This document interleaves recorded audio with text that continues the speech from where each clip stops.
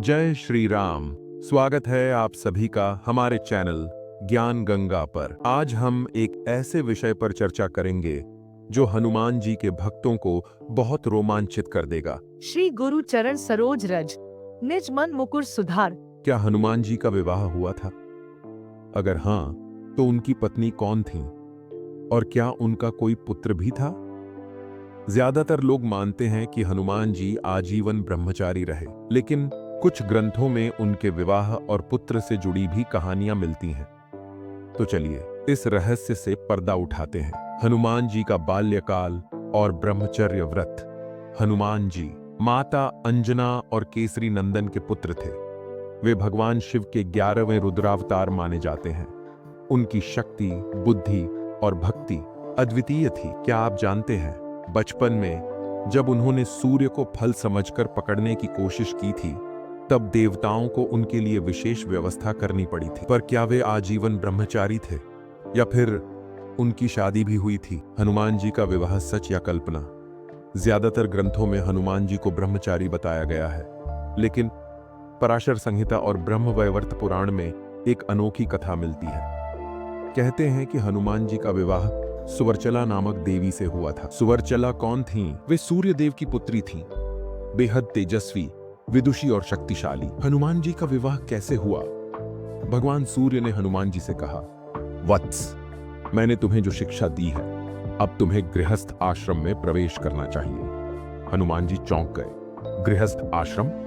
लेकिन प्रभु, मैं तो आजीवन ब्रह्मचर्य का पालन करने का व्रत ले चुका हूं। सूर्यदेव मुस्कुराए और बोले, हनुमान, चिंता मत करो, यह विवाह केवल एक दिव्य कर्तव्य है। सुवर्चला विवाह के तुरंत बाद तपस्या में लीन हो जाएंगी।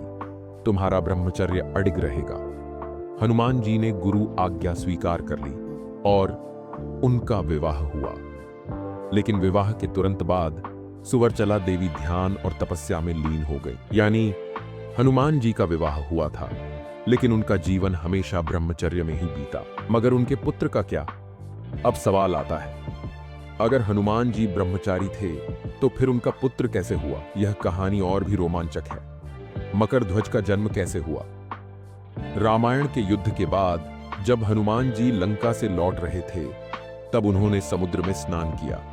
उस समय उनके शरीर से कुछ दिव्य पसीने की बूंदें समुद्र में गिर गईं। उस जल में एक विशाल मगरमच्छ था और उस मगरमच्छ ने हनुमान जी के पसीने को निगल लिया। कुछ समय बाद उस मगरमच्छ ने एक पुत्र को जन्म दिया, जो आधा वानर और आधा मछली के रूप में था। उसका नाम रखा गया मकर ध्वज। मकर ध्वज से हनुमान जी की पहली मुलाकात। जब अहिरावण श्री राम और लक्ष्मण को पाताल लोक ले गया, तब हनुमान जी उन्हें बचाने वहां पहुंचे।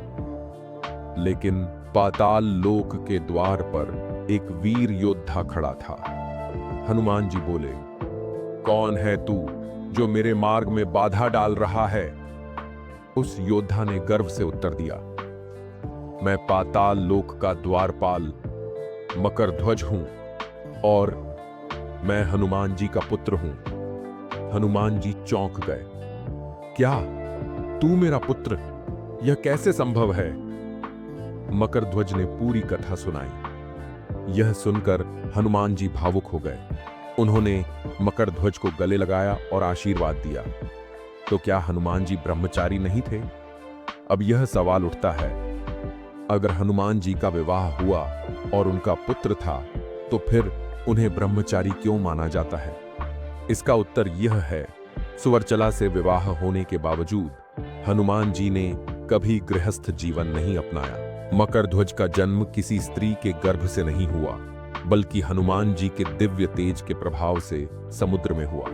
हनुमान जी का पूरा जीवन भगवान श्री राम की सेवा और भक्ति में समर्पित था, इसलिए वे ब्रह्मचारी ही माने जाते हैं। हनुमान जी के जीवन का संदेश। हनुमान जी की यह कथा हमें बहुत कुछ सिखाती है। सच्ची भक्ति से हर बंधन से मुक्ति मिल सकती है। बल और भक्ति का संतुलन ही सच्चा जीवन है। भगवान की सेवा और धर्म के लिए सब कुछ त्याग देना ही सच्चा पराक्रम है। हनुमान जी सिर्फ बलशाली नहीं थे, वे एक आदर्श भक्त, आदर्श योद्धा और आदर्श सेवक भी थे। तो भक्तों, यह थी हनुमान जी के विवाह और उनके पुत्र मकरध्वज की अद्भुत कथा। अगर आपको यह कहानी अच्छी लगी तो वीडियो को लाइक करें, शेयर करें और हमारे चैनल धार्मिक ज्ञान को सब्सक्राइब करें।